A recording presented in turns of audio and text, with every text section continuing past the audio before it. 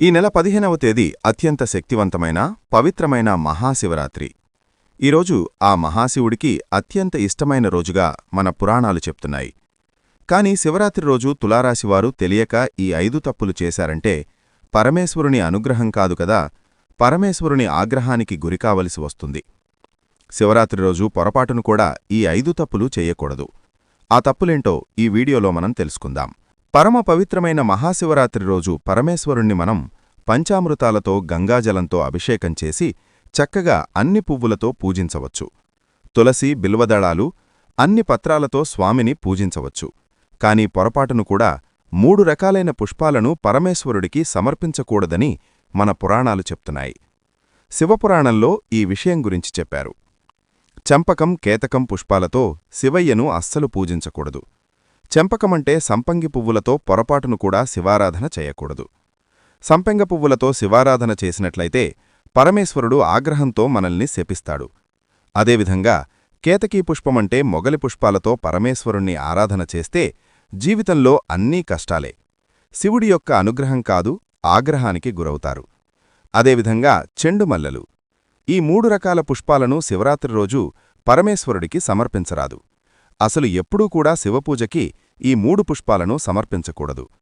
ముఖ్యంగా ఈ శివరాత్రి రోజు మాత్రం పొరపాటును కూడా ఈ 3 రకాల పుష్పాలను శివయ్యకు సమర్పించకూడదు. ఇక చాలామంది చేసే రెండవ తప్పు, శివరాత్రి రోజు పరమేశ్వరుడికి ధూపం సమర్పిస్తూ ఉంటారు.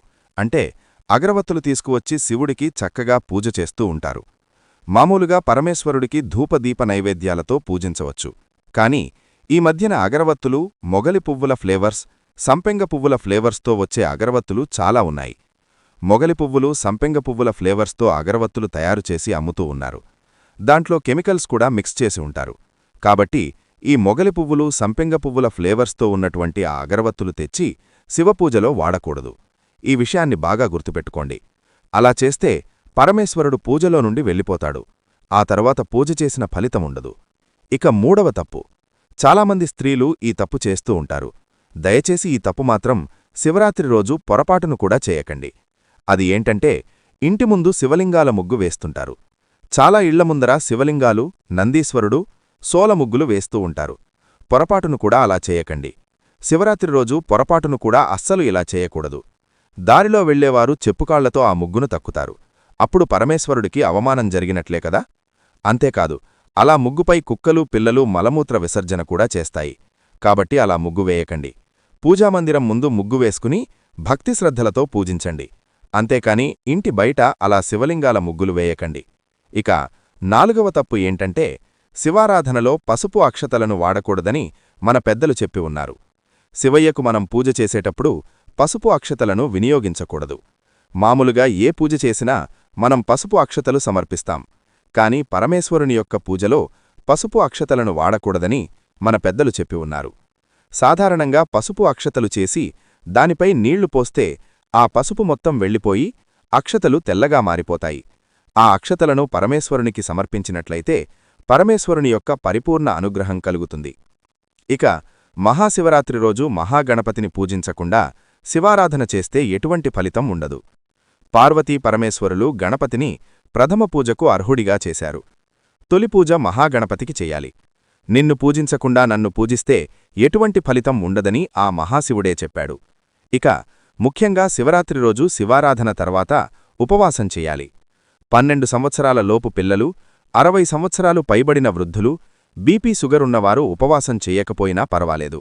మిగిలినటువంటి వాళ్లందరూ తప్పక ఉపవాసం చెయ్యాలి. ఇక ఈరోజు పొరపాటును కూడా మీ ఇంట్లో మాంసాహారం వండకూడదు. అలానే తినకూడదు. అలా తింటే మహాపాపం తగులుతుంది. ఆ మహాశివుడి ఆగ్రహానికి గురవుతారు. మహాశివరాత్రి హిందువులకు అత్యంత పర్వదినం. ఆ మహాదేవుడు శివయ్యను భక్తిశ్రద్ధలతో కొలిచే రోజు మహాశివరాత్రి. అంతేకాదు, ఆ మహాశివుడికి అత్యంత ఇష్టమైన రోజు మహాశివరాత్రి. మహాశివరాత్రి శివపార్వతుల వివాహం జరిగిన రోజు. అంతేకాదు, ఆ మహాశివుడు లింగరూపంలో ఆవిర్భవించిన రోజు కూడా అని శివపురాణం ద్వారా తెలుస్తోంది. మాఘమాసం బహుళ చతుర్దశి అర్ధరాత్రి కాలంలో పరమశివుడు కోటి సూర్యకాంతులతో లింగరూపంలో ఆవిర్భవించాడు. కాబట్టి ఈరోజు రాత్రి చతుర్దశి తిథి ఉన్నప్పుడే మహాశివరాత్రి. ఈరోజు అర్ధరాత్రి లింగోద్భవ పూజ ప్రతి శివాలయంలో నిర్వహిస్తారు. మహాశివరాత్రి ప్రధానంగా బిల్వపత్రాలను ఆ మహాశివుడికి సమర్పణల ద్వారా జరుపుకుంటారు. కాబట్టి ఈరోజు ఉపవాసం, జపం, బిల్వపత్రాలు అర్పించటం, జాగరణ, అర్చనలు, అభిషేకాలు చేసిన వారికి కోరిన కోరికలు నెరవేరతాయి. పెళ్లికాని వారికి పెళ్లవుతుంది. తెలిసి తెలియక చేసిన పాపాలన్నీ పోయి కోటి జన్మల పుణ్యం లభిస్తుంది. అందుకే ఆ మహాశివుడు పార్వతీదేవితో ఇలా అంటాడు, ఈ మహాశివరాత్రి వ్రతాన్ని తెలిసికాని తెలియకకాని ఒక్కసారి చేస్తే యమున నుండి తప్పించుకుని ముక్తిని పొందుతాలని, స్వర్గం ప్రాప్తిస్తుందని, శివసాయుజ్యం లభిస్తుందని పార్వతీదేవికి చెప్తాడు. పూర్వం బ్రహ్మాది దేవతలందరూ కలిసి విష్ణుమూర్తి దగ్గరకు వెళ్లి, దేవదేవా, దేవతలైనా మానవులైనా నిశ్చలమైన భక్తితో ఆ మహాశివుణ్ణి ఆరాధించినట్లయితే వారి కోరికలు తీరతాయి, జన్మల పాపాలు పోయి సకల శుభాలు కలుగుతాయి, ధన కనక వస్తువాహనాలు సమృద్ధిగా కలుగుతాయి, శత్రుబాధలు ఉండవు అన్నాడు. మహాశివరాత్రి రోజు ప్రతి మానవుడు 3 పనులు చేయాలి. అందులో మొదటిది శివార్చన, రెండవది ఉపవాసం, మూడవది జాగరణ. మహాశివరాత్రి రోజు ప్రతి ఒక్కరూ బ్రాహ్మీ ముహూర్తంలో నిద్రలేచి కొంతసేపు భగవన్నామస్మరణ చేయాలి. తరువాత కాలకృత్యాలు తీర్చుకుని తలస్నానం చేసి పూజామందిరాన్ని, ఇంటిని శుభ్రం చేసుకోవాలి. శుభ్రమైన వస్త్రాలు ధరించి సంధ్యావందనం పూర్తిచేసి శివపూజ ప్రారంభించాలి. ముందుగా గణపతి పూజ చెయ్యాలి. గుమ్మానికి, పూజామందిరానికి తోరణాలు కట్టాలి. పూజామందిరం ముందు ముగ్గువేయాలి. పూజామందిరాన్ని రకరకాల పువ్వులతో అలంకరించుకోవాలి. శివపార్వతుల పాఠాలకు కాని, లింగాకార ప్రతిమలకు కాని పసుపు కుంకుమ పెట్టి పూజకు సిద్ధం చేసుకోవాలి. మారేడు దళాలు శివునికి అత్యంత ఇష్టం. కావున మారేడు దళాలు పువ్వులతో పూజించాలి. పూజ సమయంలో శివపంచాక్షరీ మంత్రం అంటే ఓం నమఃశివాయ అనే మంత్రాన్ని 108 సార్లు జపించడం వల్ల అష్టైశ్వర్యాలు, సిరి సంపదలు కలిగి శివానుగ్రహంతో మోక్షం లభిస్తుందని పురాణవచనం. ఈ రోజంతా శివపంచాక్షరీ మంత్రం జపించడం చాలా మంచిది. అదేవిధంగా ఈ రోజంతా ఉపవాసముండి సాయంత్రం శివాలయానికి వెళ్లి దీపం వెలిగించాలి. ఇలా చేయటం వల్ల సకల సంపదలు కలుగుతాయి. మహాశివరాత్రి రోజు 5 ముఖములున్న 2 ఎర్రటి ప్రమిదలు తీసుకుని అందులో 5 ఒత్తులను వేసి నువ్వుల నూనె పోసి దీపాన్ని వెలిగిస్తే దేవతలందరినీ తృప్తిపరుస్తుందని పురాణాలు చెప్తున్నాయి. ఆ మహాశివుడు అభిషేకప్రియుడు. కాబట్టి శివరాత్రి రోజు ఆ మహాశివయ్యను నవధాన్యాలతో అభిషేకిస్తే ధనప్రాప్తితో పాటు పుత్రలాభం కలుగుతుంది. ఉప్పుతో అభిషేకిస్తే సౌభాగ్యం కలుగుతుంది.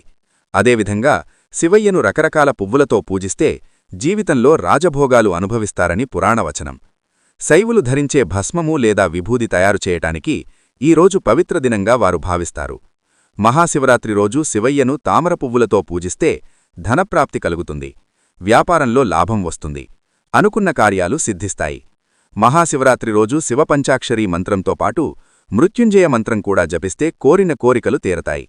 ఇక మీరీరోజు ఉదయం సాయంత్రం స్నానం చేసే నీటిలో ఒక మారేడు ఆకును వేసుకుని స్నానం చేస్తే ఆ నీటి ద్వారా జన్మల పాపాలు, దోషాలు, దరిద్రం పోతాయి. మీ దేహం పరిశుద్ధమవుతుంది. మీ శరీరంలోని అన్ని వ్యాధులు నశించి నూతన ఉత్తేజాన్ని సంతరించుకుంటుంది. ఆ నీరు మీ శిరస్సు మీద పడితే మనోవ్యాధులు నయమవుతాయి. జ్ఞాపకశక్తి పెరుగుతుంది. జ్ఞాననాడులు ఉత్తేజితమవుతాయి. ఈరోజు ఉదయం సాయంత్రం ఇలా చేస్తే ఆ శివానుగ్రహం తప్పక కలుగుతుంది. మీరు దేనినైనా సాధించే శక్తిని పుంజుకుంటారు. దైవిక శక్తులు మీకు అండగా ఉంటాయి. ముందుండి నడిపిస్తాయి. నరదిష్టి, నరపీడ, నెగిటివ్ ఎనర్జీ మొత్తం మీ ఒంటి నుండి పారిపోతాయి. కాబట్టి ఈరోజు ప్రతి ఒక్కరూ స్నానం చేసే నీటిలో మారేడు ఆకును వేసుకుని స్నానం చెయ్యాలి. ఒకనాడు కైలాసపర్వత శిఖరముపై పార్వతీ పరమేశ్వరులు సుఖాసీనులై ఉండగా పార్వతి శివునితో ఇలా అంటుంది, అన్ని వ్రతములలోనూ ఉత్తమమగు వ్రతమును, భక్తిముక్తి ప్రదాయకమైన దానిని తెలుపుము అని కోరింది. అప్పుడు ఆ మహాశివుడు పార్వతీదేవితో ఇలా అంటాడు, దేవి, అన్ని వ్రతములలో అత్యంత గొప్పది మహాశివరాత్రి. దీనిని మాఘబహుళ చతుర్దశి రోజు ఆచరించాలి. తెలిసిగాని తెలియకగాని ఒక్కసారి ఈ వ్రతాన్ని ఆచరిస్తే వారికి ముక్తి లభిస్తుంది, స్వర్గం ప్రాప్తిస్తుంది, శివసాయుజ్యం లభిస్తుందని పార్వతీదేవికి చెప్తాడు. దానిని వివరించే ఓ కథ చెప్తాను, శ్రద్ధగా వినుదేవి అని ఇలా చెప్పటం ప్రారంభించాడు. ఈ కథను విన్నంతనే పాపాలన్నీ పోయి కోటి జన్మల పుణ్యం లభిస్తుంది. ఒకప్పుడు ఒక పర్వత ప్రాంతమున హింసావృత్తిగల ఒక వేటగాడుండేవాడు. అతను ప్రతి ఉదయం అడవికి వేటకు వెళ్లి సాయంత్రం ఏదైనా మృగాన్ని చంపి ఇంటికి తెచ్చి తన కుటుంబాన్ని పోషించేవాడు. కాని ఒకరోజు ఉదయం బయల్దేరి అడవి మొత్తం తిరిగినా ఒక్క మృగం కూడా దొరకలేదు. చీకటి పడుతున్నా ఒత్తి చేతులతో ఇంటికి వెళ్లటానికి మనసు ఒక్కక దారిలో వెళుతుంటే అతనికొక కొలను కనిపించింది. ఏవైనా మృగాలు నీరు తాగటానికి ఎక్కడికి వస్తాయని ఎదురుచూస్తూ దగ్గరలో ఉన్న ఒక చెట్టు ఎక్కి తన చూపులకు అడ్డంగా ఉన్న ఆకులను కాయలను విరిచి కిందకు పడేస్తూ ఉన్నాడు. తీవ్రమైన చలికి శివశివ అంటూ విల్లెక్కిపెట్టి మృగాల కోసం ఎదురుచూస్తున్నాడు. మొదటి జామున ఒక లేడి నీరు తాగటానికి అక్కడికొచ్చింది. ఆ వేటగాడు దానిపై బాణం వేయబోగా లేడి భయపడకుండా, వేటగాడా, నన్ను చంపకు అని మనుషులు మాట్లాడినట్లు మాట్లాడి ప్రార్థించింది. అప్పుడు వేటగాడు ఆశ్చర్యపడి, మనుషుల వలె మాట్లాడుతున్నావు, నీవెవరు అనడిగాడు. దానికి జింక, నేను పూర్వజన్మలో రంభ అనే అప్సరసను, హిరణ్యాక్షుడు అనే రాక్షసరాజును ప్రేమించి శివుణ్ణి పూజించటం అరచితిని. దానికి ఆ మహాశివుడు కోపించి, నీ ప్రియుడు నీవు 12 సంవత్సరాలు జింకలుగా గడిపి ఒక వేటగాడు చంపనుండగా శాప విముక్తి పొందుతారు అని చెప్పాడు. ప్రస్తుతం నేను గర్భవతిని కనుక నన్ను వదులుము, మరొక జింక ఇక్కడికి వస్తుంది, అది చాలా బలంగా ఉంటుంది, కాబట్టి దానిని చంపు, లేదంటే నేను ఇంటికి వెళ్ళి ప్రసవించి శిశువును బంధువులకు అప్పగించి తిరిగి వస్తాను అని ఒప్పించి వెళ్తుంది. రెండవ జాము గడుస్తుంది. అక్కడకు మరొక జింక వస్తుంది. వేటగాడు సంతోషించి విల్లెక్కిపెట్టి బాణం విడవబోగా అది చూసి జింక భయపడి మనుష్యవాకుతో, ఓ వేటగాడా, నేను విరహముతో కృంగి కృషించి ఉన్నాను, నాలో ఉపయోగపడే మాంసం లేదు, నేను మరణించినా నీ కుటుంబానికి సరిపోను, ఇక్కడికి అత్యంత బలమైన మగజింక ఒకటి వస్తుంది, దానిని చంపుము, కానిచో నేనే తిరిగి వస్తాను అని చెప్తుంది. వేటగాడు దానిని వదిలిపెడతాడు. మూడవ జాము వస్తుంది. వేటగాడు ఆకలితో జింక కోసం ఎదురుచూస్తుంటాడు. అంతలో మగజింక అక్కడికి వస్తుంది. ఆ మగజింకకు బాణం వేయబోగా జింక ఇలా అంటుంది, మొదటి 2 ఆడజింకలు నా ప్రియురాండ్లు, వాటిని నీవే చంపావా అని ప్రశ్నిస్తుంది. అందుకు వేటగాడు జరిగింది చెప్తాడు. జరిగిందంతా విని మగజింక ఇలా అంటుంది, నేను ఉదయం మీ ఇంటికి వస్తాను, నా భార్యల బంధుమిత్రుల అనుమతి తీసుకుని మరలా వస్తాను అని ప్రమాణం చేసి వెళుతుంది. ఇలా 4 జాములు గడిసి సూర్యోదయ సమయంలో వేటగాడు జింక కోసం ఎదురుచూస్తుంటాడు. కొంతసేపటికి ఆ జింకలన్నీ అక్కడికి వచ్చి, నన్ను మొదట చంపుము, నన్నే మొదట చంపుము అని వేటగాడి ఎదురు అన్ని జింకలు వచ్చాయి. వేటగాడు ఆ జింకల యొక్క సత్యనిష్టకు ఆశ్చర్యపోయాడు. వాటిని చంపటానికి అతని మనసు ఒప్పలేదు. తన హింసావృత్తికి సిగ్గుపడి, ఓ మృగములారా, మీ నివాసానికి వెళ్ళుము, నాకు మాంసము అక్కరలేదు, మృగములను బెదిరించుట, బంధించుట, చంపుట పాపము, కుటుంబం కోసం నేను మళ్లీ ఇలాంటి పాపం చెయ్యను, కుటుంబ సమేతంగా మీరు వెళ్ళండి, నేను సత్యధర్మములను ఆశ్రయించి అస్త్రములను వదిలిపెడుతున్నాను అని చెప్పి పారవేసి మృగములకు నమస్కరించాడు. అంతలో ఆకాశమున దేవదుందువులు మ్రోగాయి, పుష్పవృష్టి కురిసింది. దేవదూతలు మనోహరమైన విమానం తెచ్చి ఇలా అన్నారు, ఓ మహానుభావా, శివరాత్రి వ్రత ప్రభావం వల్ల పాపం క్షీణించింది, ఉపవాసం జాగరణ జరిపితివి, తెలియకనే ఆ మహాశివుణ్ణి పూజించితివి, నీవు ఎక్కినది బిల్వవృక్షము, దానికింద స్వయంభూలింగము గుబురులో మరుగునపడి ఉంది, నీవు తెలియకనే బిల్వపాత్రములను తుంచివేసి శివలింగాన్ని పూజించితివి, కాబట్టి స్వర్గప్రాప్తి పొందితివి అని చెప్పి దివ్యమైన విమానం ఎక్కించుకుని స్వర్గానికి తీసుకుపోయారు. ఈ కథ వినిపించిన తర్వాత పరమేశ్వరుడు పార్వతీదేవితో ఇలా అంటాడు, దేవి, ఆ మృగకుటుంబమే ఆకాశంలో కనిపించే మృగశిరా నక్షత్రం అని చెప్పాడు. కాబట్టి మహాశివరాత్రి అంతటి పవిత్రమైన రోజు. ఈ వ్రతాన్ని ఎవరైతే భక్తి శ్రద్ధలతో పూర్తి చేస్తారో వారి కోరికలు తీరి శివ సాయుధ్యం పొందుతారు. ఈ కథను విన్నా, చెప్పినా, చదివినా జన్మల పాపాలు పోయి కోటి జన్మల పుణ్యం వస్తుంది. మహాశివరాత్రి గొప్పతనాన్ని వివరించే ఓ కథను విందాం. ఈ కథను విన్నంత మాత్రం చేతనే శివసాయుధ్యం కలుగుతుంది. మీ కష్టాలు మొత్తం ఆ మహాశివుడు పోగొడతాడు. పూర్వకాలంలో హిమాలయ పర్వత అడవుల్లో ఒక బ్రాహ్మణుడు ఉండేవాడు. ఆ వృద్ధుడి పేరు భూషణశర్మ. ఆ వృద్ధుడి జీవితంలో ఎన్నో క్లేశాలు, బాధలు. కాని అతడికి శివనామస్మరణ ఒక్కటే ఆధ్యాత్మిక ఆసరా. పెద్ద కుటుంబముండేది, కాని ఆప్తులందరూ చనిపోయారు. సంతానం లేరు. భార్య కూడా అనారోగ్యంతో మరణించింది.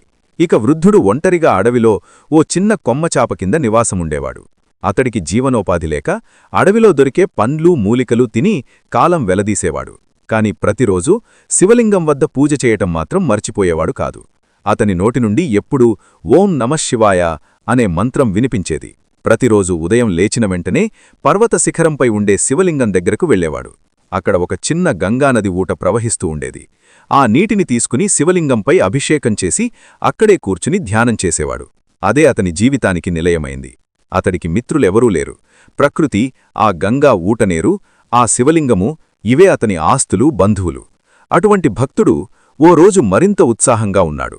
ఎందుకంటే రాబోయే రాత్రి మహాశివరాత్రి. ఈరోజు శివుడు భక్తుల కోరికలను తీర్చే పవిత్ర రాత్రి.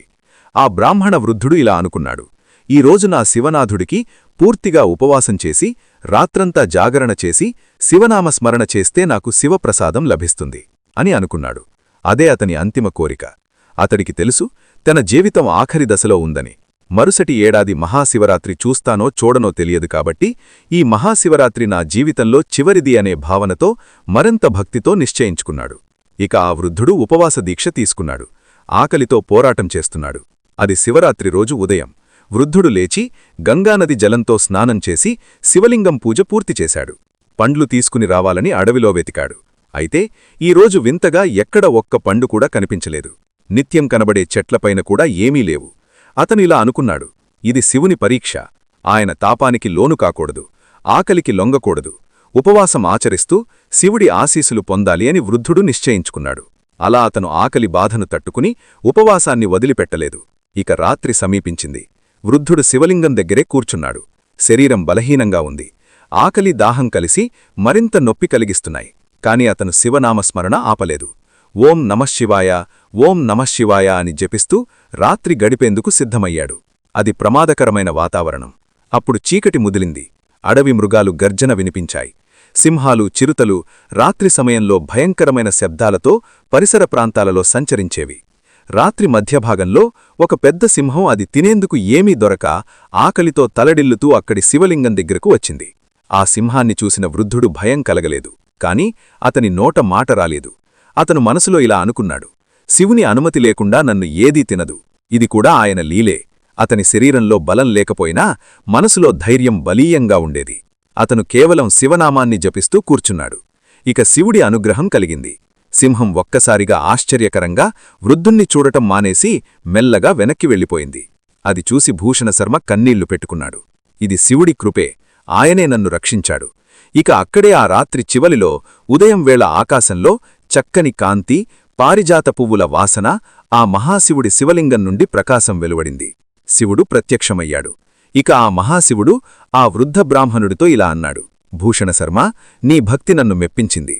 నీ ఉపవాస దీక్షకు తృప్తిపడ్డాను. నీకు నేను చిరంజీవత్వాన్ని ప్రసాదిస్తున్నాను. నీ గురించి విన్న ప్రతి భక్తుడికి శాంతి, అభయం లభిస్తుంది. నీ గురించి ఎవరైతే వింటారో వారికి సకల శుభాలు కలుగుతాయి. వారి యొక్క పాపాలన్నీ పోతాయని చెప్పగానే అది విన్న వృద్ధుడి మనసు ఆనందంతో పొంగిపోయింది. అతను శివుడి దర్శనం పొంది అదే క్షణం తన శరీర బలహీనత తొలగిపోయి చిరంజీవిగా మారిపోయాడు. ఎప్పటికీ హిమాలయ ప్రాంతంలో అతని నామం భూషణశర్మ అని ఆ ప్రాంతంలో ప్రజలు చెప్తుంటారు. మహాశివరాత్రి రోజున శివుడు సేవ చేసే భక్తులకు భూషణశర్మ అనుగ్రహం ఉంటుందనే నమ్మకం కూడా ఉంది. ఉపవాసం, నిష్ఠ, భక్తి ఉంటే శివుడు కష్టాలను తొలగిస్తాడు. ఆపదలో ధైర్యంగా శివనామాన్ని ఉచ్చరించేవారిని శివుడు రక్షిస్తాడు. శివరాత్రి రోజు నిస్వార్థంగా పూజ చేస్తే ఆ భక్తుడికి ఆయురారోగ్యం, సంపద లభిస్తాయి. ఈ కథను ఎవరైతే విన్నారో మీ అంత అదృష్టవంతులు ఇక ఉండరు. మీరు చేసిన పాపాలన్నీ ఈ రోజుతో పోతాయి. మహాశివరాత్రి ఎంతో పవిత్రమైన, శక్తివంతమైన రోజు. ఈ రోజు ఖచ్చితంగా ప్రతి శివభక్తుడు విభూది ధరించాలి. ఈ రోజు నుదుటిన విభూదిని ఇలా ధరిస్తే అష్టైశ్వర్యాలు, భోగభాగ్యాలు కలుగుతాయి. అంతేకాదు 7 జన్మల పాపాలు పోతాయి. దీనికి సంబంధించి శివపురాణంలో గొప్ప వివరణ ఉంది. పూర్వకాలంలో ఒకసారి మందరగిరి పర్వతం మీద ఈశ్వరుడు సభ ఏర్పాటు చేశాడు. ఆ సభకి దేవతలు, గంధర్వులు, యక్షులు, దిక్పాలకులు, అష్టవసువులు అందరూ వచ్చారు. ఆ సభలో సనత్కుమారుడు ఈశ్వరుడికి సాష్టాంగ నమస్కారం చేసి, దేవా, నీ అనుగ్రహం పొందే తేలికపాటి ఉపాయం ఏదైనా చెప్పండి అని వేడుకున్నాడు. ఆ మాటలు విన్న ఈశ్వరుడు సనత్కుమారునితో ఇలా అన్నాడు, సనత్కుమారా, భస్మధారణ కన్నా నా అనుగ్రహం పొందే ఉపాయం ఇంకొకటి ఏదీ లేదు. భస్మధారణ ధర్మార్థ, కామమోక్షప్రదము. ఇది దేవతా ప్రీతికరము. నాకు ఇంకా ఇష్టమైనది గోమయంతో చేయబడిన భస్మము శ్రేష్టమైనది. భస్మాన్ని ముఖానికి ధరించాలి. విభూది 3 రేఖలు కనుబొమ్మల చివరలు దాటరాదు. మధ్యమ, అనామికలతో పైరేఖ, కిందిరేఖ ధరించి బొటనవేలుతో కుడి నుండి ఎడమకు మధ్యరేఖ గీయాలి. విభూది 3 రేఖలు ఓంకార రూపము. అవి అకార, ఉకార, మకారాలకు ప్రతీకలు. ఋగ్వేదము, యజుర్వేదము, సామవేదములకు ప్రతీక. త్రిమూర్తులకు ప్రతీక. భస్మధారణ చేసినవాడు మోక్షానికి అర్హుడు. బ్రహ్మచారులు, గృహస్థులు, సన్యాసులు అందరూ భస్మాన్ని ధరించవచ్చు. వైదిక కర్మలు చేసేటప్పుడు తప్పనిసరిగా భస్మధారణ చెయ్యాలి. భస్మధారణ వల్ల పాపాలు పోతాయి. శ్రీహత్య, భ్రూణహత్య మొదలైన ఘోర పాపాలు నశిస్తాయి. విధివిధానము తెలియకుండా విభూది పెట్టుకున్నప్పటికీ పాపములు, రోగాలు, పీడలు, బాధలన్నీ వదిలిపోతాయి. రుద్రాక్షమాల, కంఠసేమను ధరించి భస్మధారణ చేసినవాడు రుద్రునివలే పూజ్యుడగును. భస్మధారణ చేసినవాడికి అన్ని తీర్థములలోనూ స్నానం చేసిన ఫలితం వస్తుంది. ప్రతిదినమూ భస్మధారణ చేసినవాడు మరణానంతరం కైలాసం పొందుతాడని సనత్కుమారుడికి ఆ మహాశివుడు చెప్పాడు. ఇక శివరాత్రి రోజు విభూది ధరించకుండా శివుణ్ణి ఎవ్వరూ పూజించకూడదు. విభూది ధరిస్తేనే శివానుగ్రహం కలుగుతుంది. ఈ ఒక్కరోజు విభూదిధారణ చేసి ఆ మహాశివయ్యను భక్తితో కొలిస్తే వారికి శివసాహుధ్యం కలుగుతుంది. మహాశివరాత్రి రోజు విభూదిని పెట్టుకునేటప్పుడు ఒక శ్లోకం చదివి విభూది పెట్టుకుంటే శివానుగ్రహం వల్ల విశేషంగా అఖండ ఐశ్వర్యప్రాప్తి కలుగుతుంది. ఆ శ్లోకమేంటంటే, శ్రీకరంచ పవిత్రంచ శోకరోగ నివారణం లోకే వశీకరం పుంసాం భస్మత్రైలోక్యపావనం. ఈ శ్లోకం అర్థమేంటంటే, మాకున్న శోకాన్ని, రోగాన్ని పోగొట్టి ఐశ్వర్యాన్నిచ్చేటటువంటి, జనాకర్షణ చేసేటటువంటి, ముల్లోకాలకు పావనం కలిగింపజేసే ఈ విభూదిని నేను పెట్టుకుంటున్నాను అని చెప్పటం ఈ శ్లోకం అర్థం. ఇది చాలా శక్తివంతమైన శ్లోకం. మహాశివరాత్రి రోజు విభూదిని పెట్టుకునేటప్పుడు తప్పకుండా ఈ శ్లోకం చదువుకుని విభూది పెట్టుకోండి. ఇలా ఈరోజు చేస్తే ఆ మహాశివుడు తిరుగులేని విధంగా ఐశ్వర్యాన్నిస్తాడు. కాబట్టి మహాశివరాత్రి రోజు ప్రతి శివభక్తుడు భస్మధారణ అంటే విభూదిని నుదుటిన ధరించి ఆ మహాశివయ్యను పూజించాలి. శివపురాణం ప్రకారం పూర్వకాలంలో బ్రహ్మాది దేవతలందరూ కలిసి విష్ణుమూర్తి దగ్గరకు వెళ్లి, దేవాదిదేవ, దేవతలు కాని మానవులు కాని వారి వారి పాపాలన్నీ సమూలంగా నాశనం కావాలంటే ఎవరిని సేవించాలి, ఏ రకంగా సేవించాలో కూడా వివరించమని అడిగారు. దానికి శ్రీహరి దేవతలైనా మానవులైనా నిశ్చలమైన భక్తితో ఆ మహాశివుణ్ణి ఆరాధించినట్లయితే వారి కోర్కెలు తీరుతాయి. శివనామ సంకీర్తన చేసిన వారికి, శివపూజ చేసిన వారికి ఈశ్వరానుగ్రహం కలుగుతుంది. సకల శుభాలు కలుగుతాయి. ధన, కనక, వస్తు, వాహనాలు సమృద్ధిగా కలుగుతాయి. శత్రుబాధలు ఉండవు అన్నాడు. ఆ మాటలు విన్న దేవతలు శివపూజా విధానాన్ని తెలియజేయమని ప్రార్థించారు. అప్పుడు శ్రీహరి విశ్వకర్మను పిలిచి దేవతలకు వారి వారి యోగ్యతను బట్టి శివలింగాన్ని చేయించి ఇచ్చాడు. ఇంద్రుడికి పద్మరాగంతోనూ, కుబేరుడికి బంగారంతోనూ, యముడికి గోమేదకముతోనూ, లక్ష్మీదేవికి స్ఫటికలింగము, బ్రాహ్మణులకు పార్థివలింగము, యోగులకు భస్మలింగము, ఈ రకంగా ఒక్కొక్కరికి ఒక్కొక్క విధంగా శివలింగాన్ని చేసి ఇచ్చారు. ఇక వారికి శివపూజా విధానాన్ని శ్రీహరి వివరించాడు. సాధకుడు బ్రాహ్మీముహూర్తంలో నిద్రలేచి కొంతసేపు భగవన్నామస్మరణ చెయ్యాలి. ఆ తరువాత కాలకృత్యాలు తీర్చుకొని స్నానం చేసి శుభ్రమైన వస్త్రాలు ధరించి ఆచమనం చేసి భస్మధారణ, సంధ్యావందనం పూర్తిచేసి శివపూజ ప్రారంభించాలి. ముందుగా గణపతి పూజ చెయ్యాలి. తరువాత కలశపూజ, శంఖుపూజ చేసి శంఖంలోని నీటిని పూజాద్రవ్యాలమీద తన శిరస్సుమీద చల్లుకోవాలి. తరువాత పీఠపూజ చేసి పరివార దేవతలను ధ్యానించి శివుణ్ణి స్మరించి శివనకు అభిషేకం చెయ్యాలి. నమక చమకాలతో ఏకాదశి రుద్రాభిషేకం చెయ్యాలి. కైవల్య, అథర్వశిర, శ్వేతాస్వర ఉపనిషత్తుల మంత్రాలతో అభిషేకించుట శ్రేష్టము. ఇవి తెలియనివారు పురుష సూక్తంతో అభిషేకం చెయ్యవచ్చు.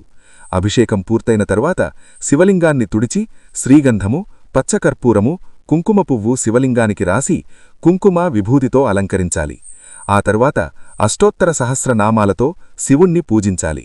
తరువాత ధూప దీప నైవేద్యములు, తాంబూలములు, నీరాజనం, మంత్రపుష్పం సమర్పించి ఆత్మ ప్రదక్షిణ చేసి నమస్కారం చేసుకోవాలి. వండని వాటిల్లో ఆ మహాశివుడికి ఎంతో ప్రీతిపాత్రమైనది కొబ్బరికాయ. కొబ్బరికాయ అంటేనే త్రినేత్ర స్వరూపం. కొబ్బరికాయక్కూడా ఈశ్వరుని వలె 3 కనులుంటాయి. అందుకే కొబ్బరికాయను ముక్కంటి అనే పేరుతో పిలుస్తారు. కొబ్బరికాయను తప్పక సమర్పించాలి. శివరాత్రి రోజు కొబ్బరికాయ కొట్టి అందులోని నీరు ధారగా శివలింగం మీద పోసి ఆ తర్వాత పీచు చేసి ఆ కొబ్బరి చిప్పలను ఆ మహాశివుడికి నైవేద్యంగా పెడితే ఆయన ఎంతో సంతోషిస్తాడు. ఇక వండిన ఆహారంలో పాయసాన్నమంటే ఆ మహాశివుడికి ఎంతో ఇష్టం. శివరాత్రి రోజు పాయసాన్నం నివేదన చేస్తే చాలా మంచిది. ఇక ఈ రోజు పులిహోర, పాయసం, దద్దోజనం ఈ 3 నివేదన చేస్తే వారికి ఈశ్వరానుగ్రహం తప్పక కలుగుతుంది. అలాంటివారు వద్దన్నా ధనవంతులవుతారు. ఇక ఈరోజు ధనం కావాల్సిన వారు కమలాలతోనూ బిల్వదళాలతోనూ శివుణ్ణని పూజించాలి. 10 కోట్ల పూలతో శివుణ్ణని అర్చించినవారు రాజవుతారు. 5 కోట్ల పూలతో అర్చిస్తే మంత్రి అవుతారు. 1,00,000 పూలతో అర్చిస్తే కారాగారవాసం తప్పిపోతుంది. 25,000 పూలతో అర్చిస్తే కన్యలకు వెంటనే వివాహం జరుగుతుంది. 12,000 పూలతో అర్చిస్తే విద్యాబుద్ధులు అబ్బుతాయి. 10,000 పూలతో అర్చిస్తే శత్రుబాధలు ఉండవు. 2 లక్షల పూలతో అర్చిస్తే లోకం మీరు చెప్పిన మాట వింటుంది. 1000 పూలతో అర్చిస్తే కొత్త వాహనం కొంటారు. అలానే ఈరోజు మోక్షం కావాలనుకునేవారు దర్బలతోనూ శివుణ్ణి పూజించాలి. దీర్ఘ ఆయుష్షు కలగాలంటే శివుణ్ణి గరికతో పూజించాలి. పుత్రసంతానం కలగాలంటే శివుణ్ణి కుమ్మెత్త పూలతో పూజించాలి. శత్రునాశనం జరగాలంటే జిల్లేడు పువ్వులతో శివుణ్ణని పూజించాలి. ఒంట్లోని రోగం నాశనమవ్వాలంటే గన్నేరు పువ్వులతో శివుణ్ణని పూజించాలి. వాహనప్రాప్తి కలగాలంటే ఈరోజు శివుణ్ణి సన్నజాజి పువ్వులతో పూజించాలి. బంగారం కావాలన్నా, ముక్తి కలగాలన్నా జమ్మి ఆకులతో శివుణ్ణి పూజించాలి.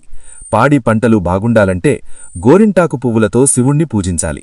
లక్ష్మీకటాక్షం కలగాలంటే అక్షతలతో పూజించాలి.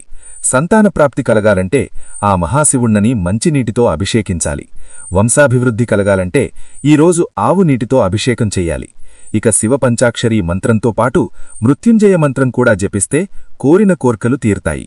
శివ పంచాక్షరీ మంత్రమంటే ఓం నమఃశివాయ అనే మంత్రాన్ని 1,00,000 సార్లు జపిస్తే పరమేశ్వర సాక్షాత్కారం కలుగుతుంది. 3 లక్షల జపం చేస్తే మనోభీష్టం తీరుతుంది. 4 లక్షల జపం చేస్తే కలలో ఈశ్వర దర్శనం కలుగుతుంది. 2 లక్షల జపం చేస్తే శరీరం పవిత్రమవుతుంది అని శ్రీహరి దేవతలకు వివరించినట్లు శివపురాణంలో వివరణ ఉంది.